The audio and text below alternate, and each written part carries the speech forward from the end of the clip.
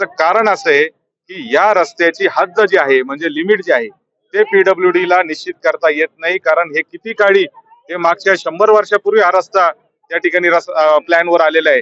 त्याच्या हद्दी खुणा या कधीच वाढल्या नाही. त्याच्यामुळं अतिक्रमणामध्ये त्याच्यामध्ये पक्क बांधकामाचं एकही अतिक्रमण त्या प्रवरा नदीच्या पुलापासून ते छत्रपती शिवाजी महाराजांच्या पुतळ्यापर्यंत येतच नाही.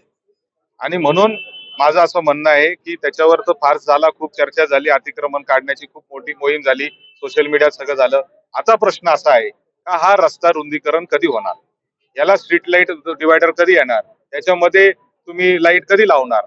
तर यासाठी 5 कोटी रुपयाचा निधी हा आम्ही 2 वर्षापूर्वी मंजूर करून प्रलंबित ठेवला होता. तो यासाठी ठेवला होता कारण आपल्याला हे जेवढे रस्त्यावरचे जे पोल आहेत लाईटचे हे सगळे अंडरग्राऊंड करायचे. याची आम्ही मागणी केली होती.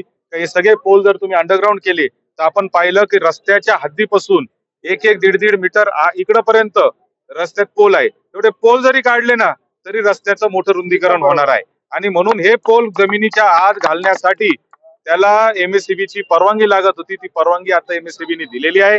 आता पोल आतमध्ये घालण्याचं काम PWD ने तातडीने चालू करावं. पोल आतमध्ये अंडरग्राऊंड करावे जेणेकरून रस्ता रुंदीकरण होईल. आणि जेवढा शक्य आहे तेवढा तो रुंद झाला पाहिजे. त्याच्यामध्ये डिवायडर लावणं शक्य असेल डिवायडर लागले पाहिजे, त्याच्यात स्ट्रीट लाईट आली पाहिजे.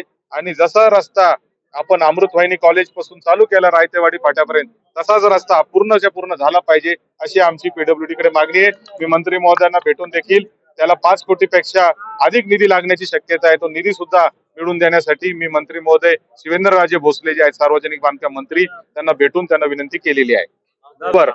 त्याचबरोबर ज्ञानमाता विद्यालयाच्या शेजारी पार्किंग टर्मिनस साठी 8 कोटी रुपयाचा निधीने आता काम चालू आहे. आणि ज्या गाड्या आपल्या ज्या 4 व्हीलर मोठ्या मोठ्या ट्रक आहेत किंवा ट्रेलर आहेत किंवा बसेस आहेत, या खासगी बसेस आहेत, यांना शहरामध्ये गाड्या लावायला जागा नाही. आणि म्हणून या सगळ्या गाड्या लावण्यासाठी आपण ज्ञानमातेच्या शेजारी पार्किंग टर्मिनस जवळजवळ 6 एकर क्षेत्रामध्ये ते 10 कोटी रुपये खर्च करून आपण त्याचं काम चालू आहे. त्याचं काम ऑलरेडी चालू झालेलं आहे. पुढच्या 6 महिन्यामध्ये ते काम पूर्ण होईल. आणि गावामध्ये कुठेही रस्त्यावर लावणारे जे मोठे मोठे ट्रक आहेत किंवा ट्रेलर आहेत किंवा ट्रॅक्टर आहेत किंवा बसेस आहेत त्या सगळ्यांची तिथं पार्किंगची व्यवस्था, सुरक्षित पार्किंगची व्यवस्था त्या ठिकाणी आपण करतोय.